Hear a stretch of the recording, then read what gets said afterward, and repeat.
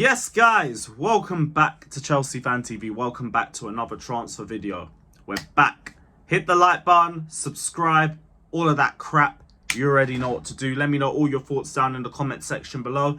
Hit the bell notification button as well to be the first to know whenever we release any new content.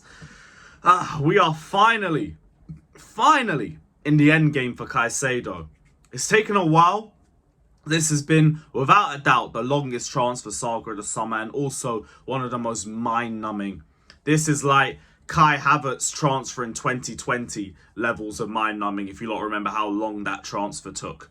But yeah, I think we're finally seeing some development. Caicedo has skipped training.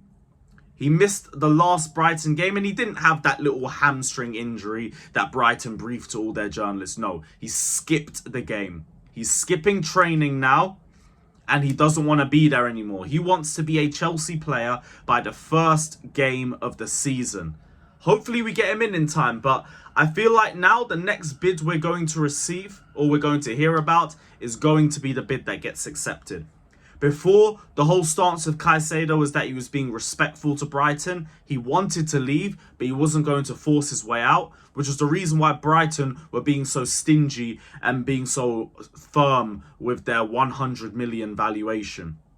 Now, there's a little bit more pressure on them. Now, they have an unhappy player in their ranks. Now, they have to try and get rid of him. He's not as committed as he was before. He's not moving as respectful as he was before. And I understand that too, by the way. Before we get into the whole, he's being a rat. He's ratting Brighton and everything. Brighton said that they were going to let him go for a respectful offer. Brighton said they were going to let him go in the summer. And then they turned their back on their word and they raised the valuation that they had of that player, even though they already had a set agreement between Caicedo and Brighton. So if they want to switch up, in my opinion, Caicedo has all the rights to switch up within himself too. So do your thing.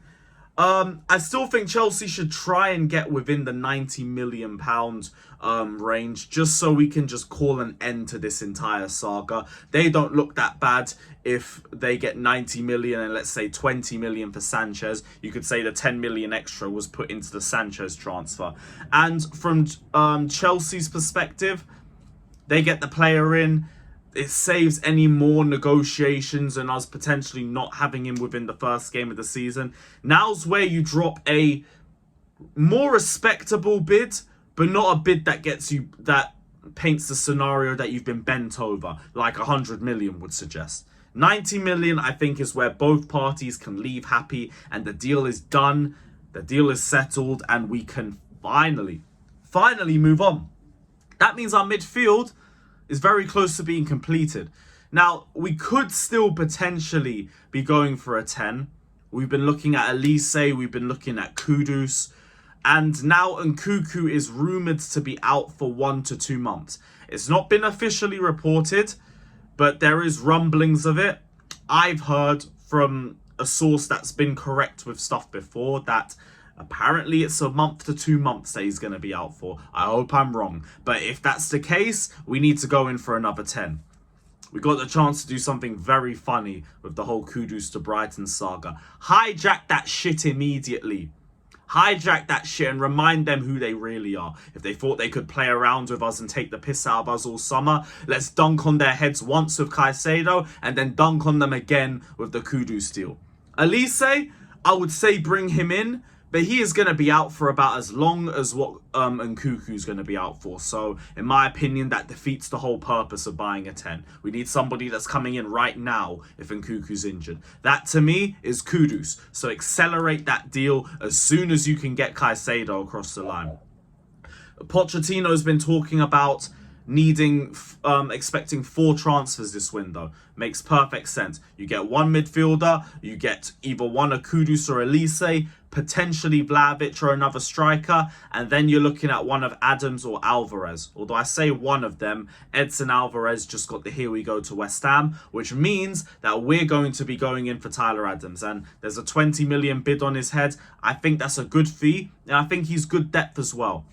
A lot of people are turning their noses up at him because he got relegated at Leeds and everything. We've been talking about Lavia all year. Like, let's not be hypocrites about it. Tyler Adams is a good player. Defensively sound, good work rate. Yeah, he's got a bit of an iffy injury record, but if he's coming in as rotation, do I really care that much about his injuries?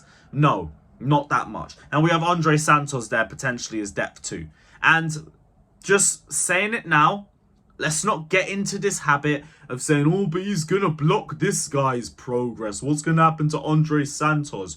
What's going to happen to Lewis Hall? If you are good enough, you are good enough. It's as simple as that. Tyler Adams doesn't even come with like massive politics that he has to start because of his price tag. The guy is going to be £20 million. If he's 20 million, who cares? Just come in. Come to the squad.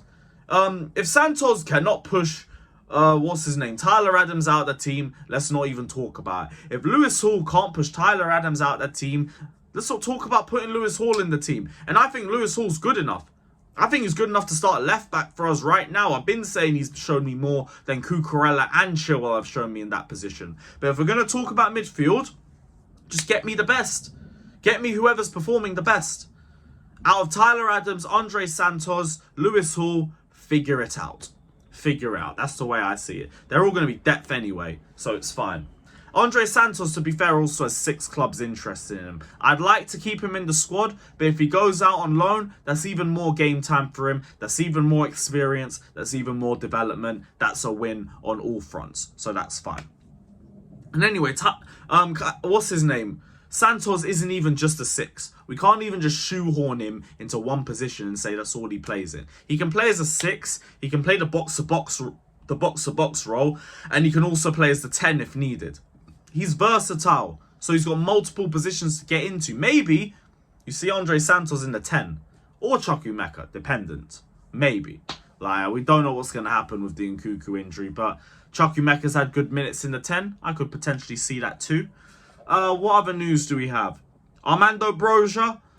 West Ham are set to make a £26 million bid for him. No. Chelsea are looking for Broja. They sold Scamacca to Atlanta for 26 million. If they want a striker, see if they want Lukaku. If not, see how much money you can get for Broja. I don't mind him staying. I don't mind him going. It's too early to judge with the ACL injury, the lack of minutes that he had before the ACL injury. I see the vision with him, just haven't seen enough of him. So if he was to go on loan, I wouldn't mind. If you sell him, I wouldn't mind. If you keep him, I wouldn't mind. But I think we need a second striker, either whether he stays or goes. If he goes, though, maybe Elie Wahi gets his chance to join Chelsea and not detour to Strasbourg for a year. We know those links have still been going on over the last few days. Plenty of options up front. Plenty of options. We even have Datro Fofana on loan for a year at Union Berlin. He's already shining in 2 games there. Graham Potter, Frank Lampard, Perry, you are criminals for not giving that kid enough game time. But let's hope he builds his confidence up there. Last but not least, Vlahovic. Although I don't really know what to say on the Vlahovic front because 3 different articles are saying 3 different things. Jacob Steinberg is saying Poch is not convinced about adding Vlahovic to his squad. Fabrizio is saying Pochettino isn't sure. And Sports Media Set is saying Pochettino wants him. So make it up as you go along, I guess. We'll figure it out. I think Poch is still figuring it out, but I also think if he's taking this long to decide on Vlahovic, it's not really a good sign. Like, it's not like Vlahovic is just some random Brazilian we brought in like half of our other transfers. He's a big name. If you're not sure if you want that guy in your squad, you probably don't want that guy in your squad. And if you don't, that's fine.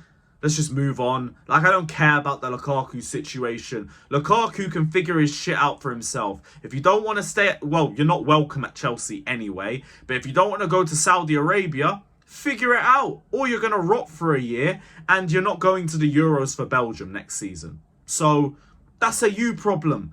We've lost enough on Lukaku for me to care. I don't care anymore. Like, just keep him as far away from the first team. Figure it out. Figure it out. But yeah, that's the end of the transfer updates for you guys. Big up to everybody that's locked in. Hit the like button, subscribe, all of that crap. We will see you guys very soon. Hopefully by the next time I'm on Chelsea Fan TV. Caicedo is finally announced. If not, then I don't know when he will be announced. But big up everybody. We are out. Up the Chelsea.